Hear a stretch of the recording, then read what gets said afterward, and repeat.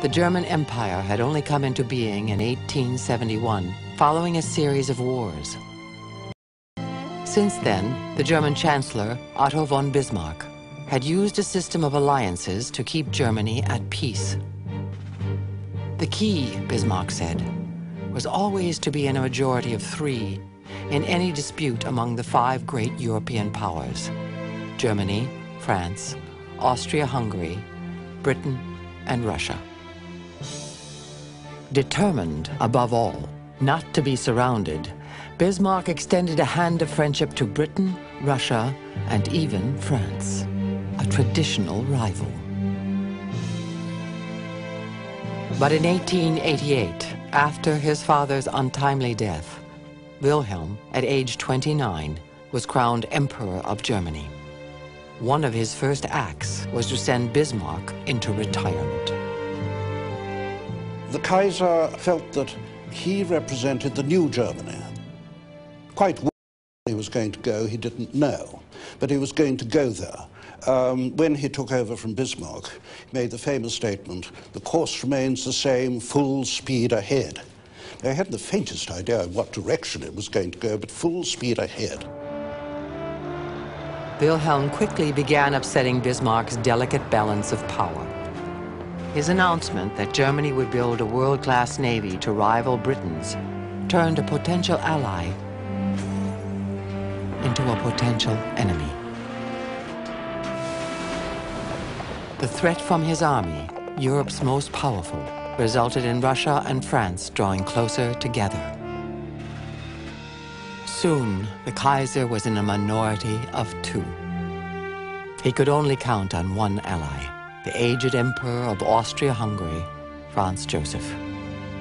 But Austria was the most fragile of the 5 great powers, able to contain order among the multitudes of ethnic groups inside its borders. Now Germany was surrounded, and as insecure as its ruler.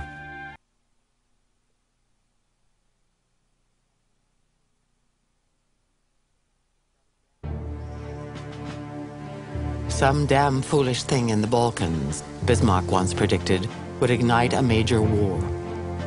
In 1914, just as in 1912 and 1875, tensions were running high in the troubled region. Thousands of ethnic Slavs, ruled by Austria-Hungary, remained determined to break away. The tiny kingdom of Serbia was the center of Slavic resistance. Many in the country were eager to expand it into a kingdom of Greater Serbia. One such patriot was Gavrilo Princip. Princip had been rejected by the Serb army for being too small. Wherever I went, people took me for a weakling, even though I was not. Princip finally found acceptance in a secret Serbian society, the Black Hand.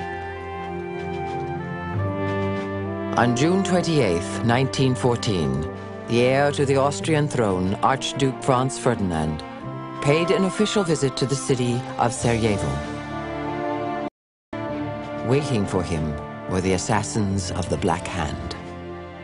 At 11 a.m., a wrong turn by the Archduke's driver brought the heir to the Austrian throne face to face with Gavrilo Princip. At that moment, I was filled with a strange feeling, and I aimed at the Archduke from the pavement. I fired twice, perhaps more. Within minutes, both the Archduke and his wife were dead. Austria and its emperor, Franz Joseph, wanted to punish Serbia. To his ally, the Kaiser, he cabled, "Their policy of uniting all southern Slavs under the Serbian flag encourages such crimes. Serbia must be eliminated as a political factor in the Balkans." Despite the dangers, the Kaiser and his military staff pledged Austria their support. Appearing strong in the moment of crisis is what they must do, and it's what pushes them over the brink. when they come to brinksmanship in the July crisis of 1914. It's as if it's a test of character rather than a test of national interest. My view is that the balance of evidence shows that Germany wanted a small war with some nasty treatment of Serbia, increased power for Austria-Hungary and nothing else. But this was an act of madness because they couldn't stop it. No one could. The alliance system had long ago set a deadly trap. Now it would be sprung. On July 28, 1914, Austria declared war against Serbia. But war between Austria and Serbia meant war between Austria and Russia. That meant war between Russia and Germany. And that meant war between Germany and France. And that meant war between Germany and Britain. In a flash, the whole continent was going to be at war. Wilhelm, finally realizing the consequences, tried to back away.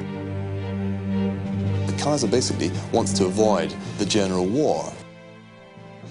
It then becomes clear that the Kaiser, far from being the supreme power in Germany, doesn't matter at all, because effectively the Chief of the General Staff says, "I'm terribly sorry, sire, but the war is going to happen anyway." The Kaiser may have been uncertain about how to respond to the crisis, but not Jean Jaurès. By now, events were moving too fast for Jaurès, for diplomats and even heads of state. In desperation, Nicholas and Wilhelm began a curious exchange of messages by telegraph. July 28th, to the Kaiser. I beg you, in the name of our old friendship, to do what you can to stop your allies from going too far. Nicky. To the Tsar. With regard to the hearty and tender friendship which binds both of us from long ago with firm ties, I'm exerting my utmost influence to arrive at a satisfactory understanding with you. Your very sincere and devoted friend and cousin, Willy. While the two cousins professed their friendship, their generals were preparing for On July 30th, Nicholas's staff told him Russia had to mobilize its army. Think of what an awful responsibility you are advising me to take. Think of the thousands and thousands of men who will be sent to their deaths. Nicholas held out until 4 o'clock in the afternoon. Then he agreed to mobilize. The hidden element in the war crisis of 1914 is the word honor.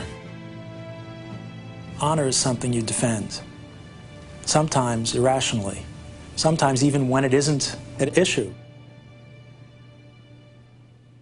In fact, I would say in every case, it was in no great power's interest to go to war in 1914, and yet they all did it.